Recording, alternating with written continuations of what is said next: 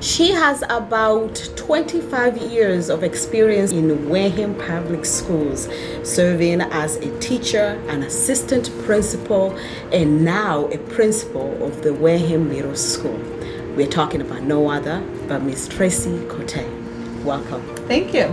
So in this interview, we are going to talk about her career in Wareham, her goals and challenges as the principal of Wareham Middle School. So stay with us because plenty of information coming your way.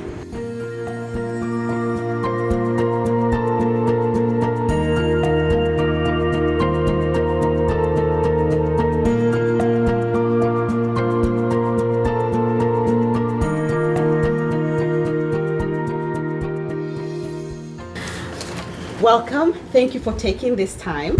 Thank you for doing it for me. So you have such an impressive career, as I stated during my intro.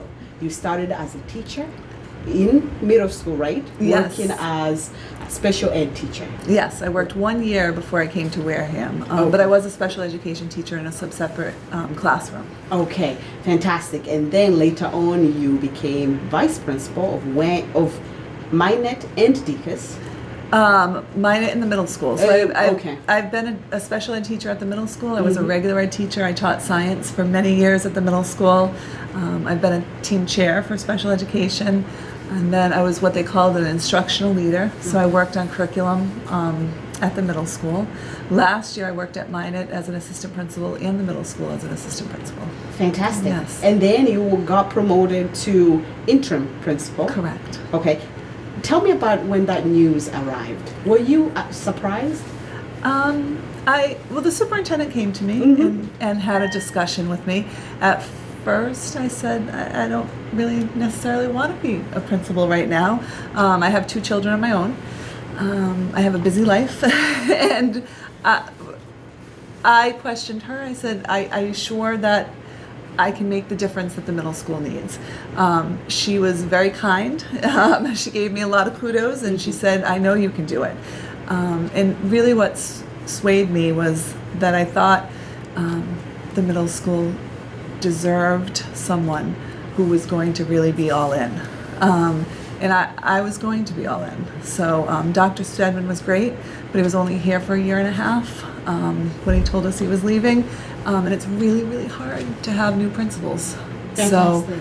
And Wareham Middle School has had plenty of principals, right? The turnover has been a little bit high. They have. And as before we started this interview, I said to you, you do not look like a person who's going to leave us anytime soon. You are very invested in this community. I am. I have no intentions of leaving here.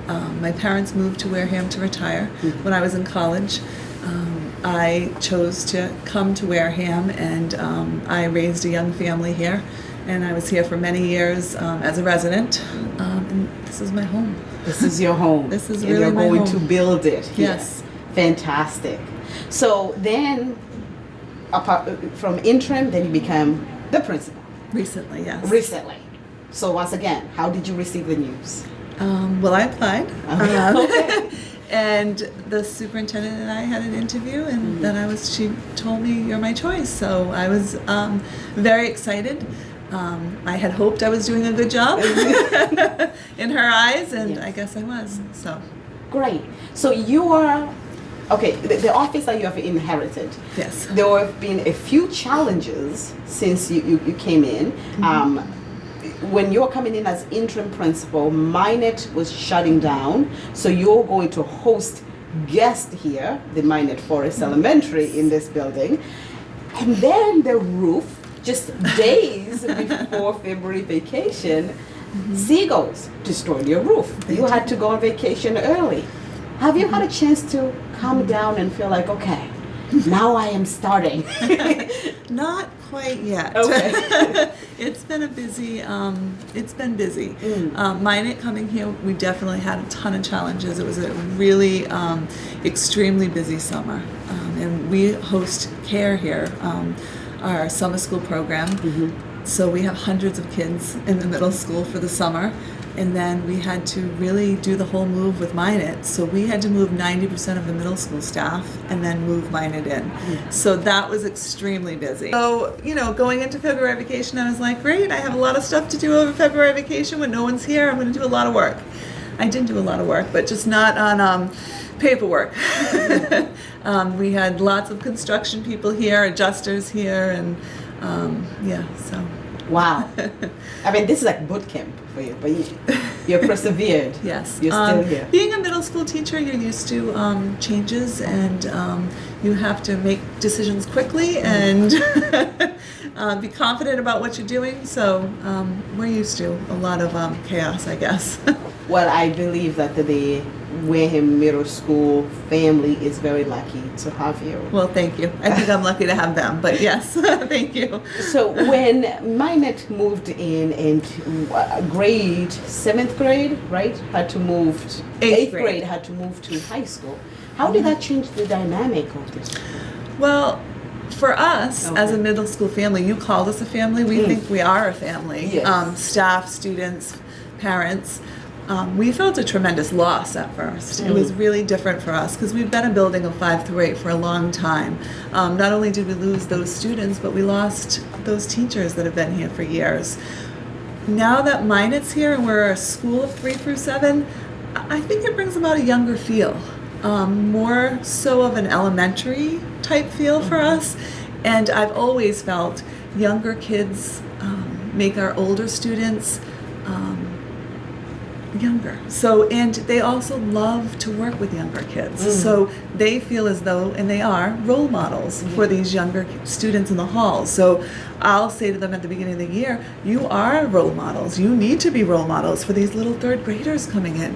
And you can see them in the hall when they see a younger student, like, oh, It's a reminder how far they have come. Yes, and they always rise to the occasion. They're really good about that. So. Wow, lovely. So tell me about the palace you have inherited. In what condition when you came in? What condition was the school in? I've always thought this is a beautiful school. And since it's been renovated, I'm proud of our building. And I believe our janitors, our custodial staff, our superintendent invest in this building. So as soon as I entered the office, we, as an interim principal, we went through the building to see what needs we had. The superintendent are very well aware of those needs, and slowly we're replacing things. You have to keep up with the building if you're going to want it to continue to be beautiful. And I think we're all really proud of this building. So. How about in terms of administration? Oh, where was it in terms of administration? As you've stated, we've had a lot of principals. Yes, so a new ruler comes in, we're doing things this way. Yeah, tomorrow. So I'm a listener. I wanted to listen to the people around me, to the staff around me. I did need to put certain things in place, policies and how we're going to run things, but always in mind is the students. So what's going to make the best possible environment for our students, and how can we do that? And I can't do that in isolation. So I rely on everyone that's around me, the staff, the students, the parents. Their voice needs to be heard, and I just need to be the one to figure out how can I make that happen. So, now, were your changes, what you had to bring in this school, was it hard for them to adopt it? I don't know if it was a tough change for them or not, but I'm very strict. Okay. So I have very high expectations for staff. I have very high expectations for myself, and I have very high expectations for students. So those expectations, we collaborated on what our expectations were as a building and how we were going to enforce those expectations. And to me, those expectations are for the benefit of everyone involved. So we communicated them, we consistently communicate them, and I think everybody rises to high expectations when they know what they are and they know they're going to be held accountable. That doesn't mean that our children aren't going to test those expectations, and they do. But they know that there's going to be consequences, and they know what the consequences are. So that's what I really instituted right from the very beginning. So when staff came back, after I received their input, I received community input and our students' input. we immediately implemented high expectations, and we're all accountable for those high expectations. Yeah, and I reading from Wareham Week article, this was last year, the end of last year, principals were talking about their goals, what they want to focus on the next year to come. You said discipline. Yes, we can't do anything without discipline. So I learned that from the very beginning in my classroom, and I always had discipline. The kids knew they couldn't play with Mrs. Cote. So, and I have had some really tough and challenging students, but the kids want the structure. They want structure. They thrive for it. They don't know that they want it, but they do want it.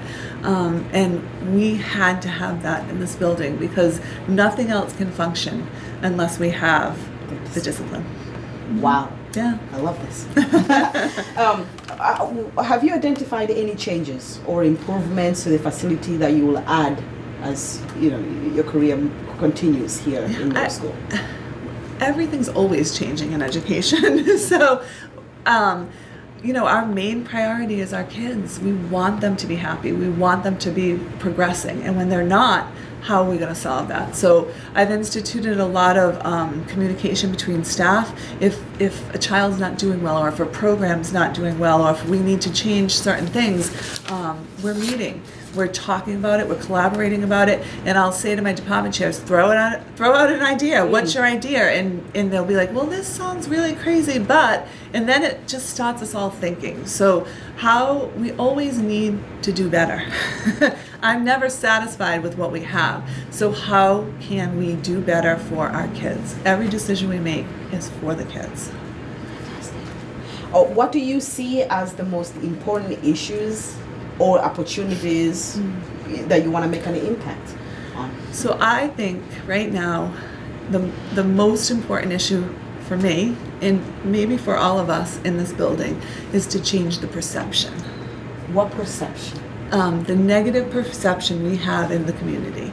And I'm trying really hard to do that. So I hear a lot, I hate that middle school, there's so much bullying going on. There's not. But it happens somewhere. Someone's experience built that, and then it's repeated, right? And then it, I guess, becomes fact. So when I went to Minot, I was curious because I knew what the middle school was, and I knew it wasn't this big bad place. It's an awesome place, right? And I know when the kids come, the majority of them love it, and the parents love it.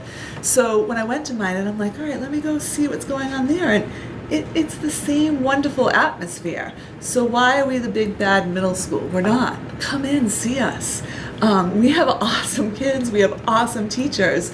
And I feel a very heavy weight in changing that perception. And that wasn't always our perception, but it's become the perception. Okay. Yes.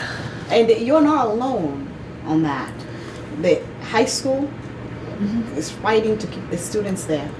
Right? You're doing your best. You're doing everything to make sure that this is a safe place for everybody. Yeah. The kids they're getting the education that they need. They're meeting all the requirements, and then we lose them as soon as they graduate from here.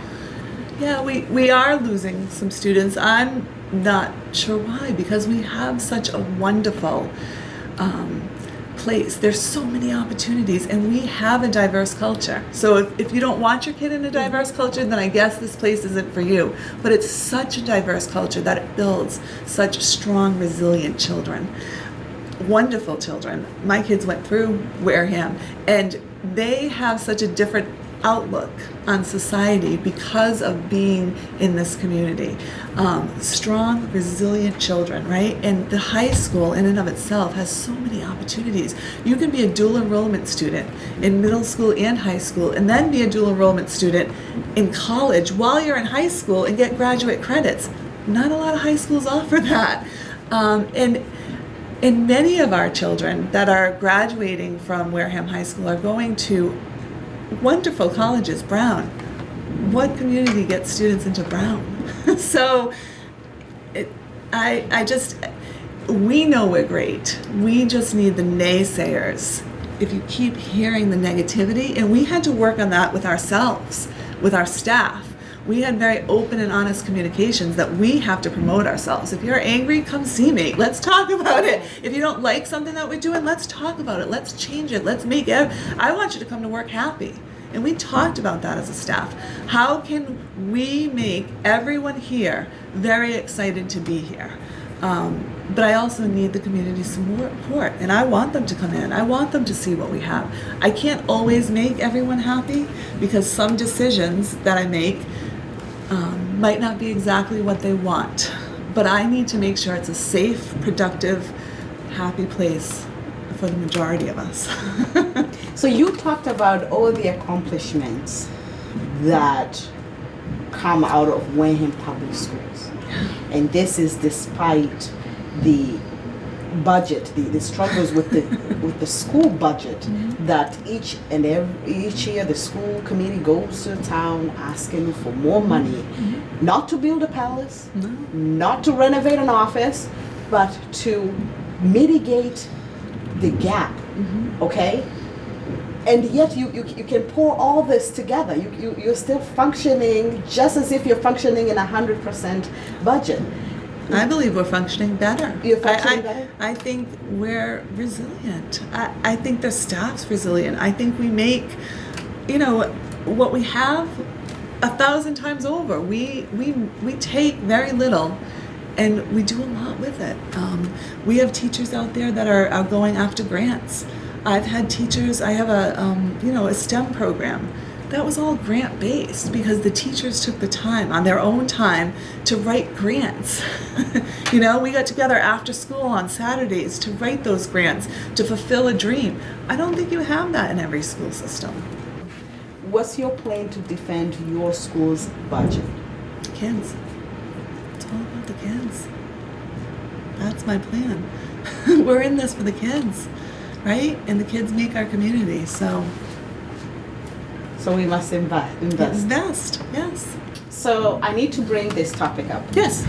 Social versus merit promotion. What's your stance? Merit. I think every kid should earn being promoted, but I don't think that it looks the same for every kid. Explain further. I don't think the traditional classroom is for every kid. I learned that very early on in my teaching career. Right? So I have to figure out, we as a district have to figure out what our children need. If they're failing, why are they failing? Most of the time they're failing not because they can't do the work, but there's other things going on. There may have been a death in the family. They may not have a place to live. So what are we doing for those children that are... Yes. So we need to look at the whole child and why the child's failing and what we can do. So I don't believe that just keeping a child back and saying, you failed, you need to repeat 5th grade is going to change anything for that child. So we have meetings with the staff, we have meetings with the student, and then we have meetings with the parents, and we say, what can we do? So the retention numbers for us are low, but the middle school has always held a summer school, just like the high school. And we've actually had a very large summer school at times. We also, beyond school time, Jane Fondulis applies for a grant and has a grant for 7th and 8th graders, where what we're trying to do is if they have low attendance, they may have some counseling issues, they may need to take English again or math again, that they're working on that in the summer school, in the summer program. And we've been fortunate enough through a grant to be able to provide that for our 7th and 8th graders. So this doesn't say that all of these students were promoted within that 9-month school year, but what did we put in place so that they were hopefully successful? I don't believe just repeating children will solve the issue. Okay. Now this chart that we're looking at, this does not reflect your reign because... No. Right? Okay, this is previous principals. As you can see, students were not retained. They were not held back until high school. Then we see in 9th grade 39. So I don't think you can compare elementary school to middle school to high school. Okay. So high school has different requirements. They're based on a GPA and they're based on credits. I'm not based on credits here. So if certain people want me to run the middle school like a high school, then sure, I can keep that many back. I don't know where I'll put them, maybe on the roof. But I'm not a high school. I'm not based on credit. So you're looking at 39 ninth graders being retained. They're being retained as ninth graders. They may only need 3 or 4 credits to become a 10th grader. That's not how the middle school works. And that's why we have different educational philosophies in a primary school, in an elementary school, and a middle school. We're not a high school. Okay. And have you gotten a chance to speak to to Mr. Palladino in high school regarding these numbers and his explanation? Was it the same? We talk all the time. Oh, okay. I'm assuming it's the same. I don't believe those ninth graders failed everything. I'm sure they were ninth graders based on credits. That's how high schools work. So that's not how middle school works, though. Okay. So what's your main goal this year? What's the one thing you really want to dive in? You really want to make your mark in? You talked about discipline, and I'm sure everybody here, yes, that love the land. That definitely was a main goal. My main goal is to show growth in my students, to have a productive, functioning school, and to really hear the voice of students, staff, and parents. How can we, if you're not happy with what we're doing, how can your voices be heard, and how can we make this maybe a great school to an exceptional school? So I'd like to hear that. We've had surveys, we have a school council, a lot of parents coming for meetings, and we're asking them, And I know it takes a village to educate a student. Do you get the support of parents? I think we do. The majority of parents, absolutely. Absolutely. And we all need to invest. It's not easy. Life's not easy. These parents are working jobs. Sometimes they're working 2 or 3 jobs. So we need to figure out how we can support them.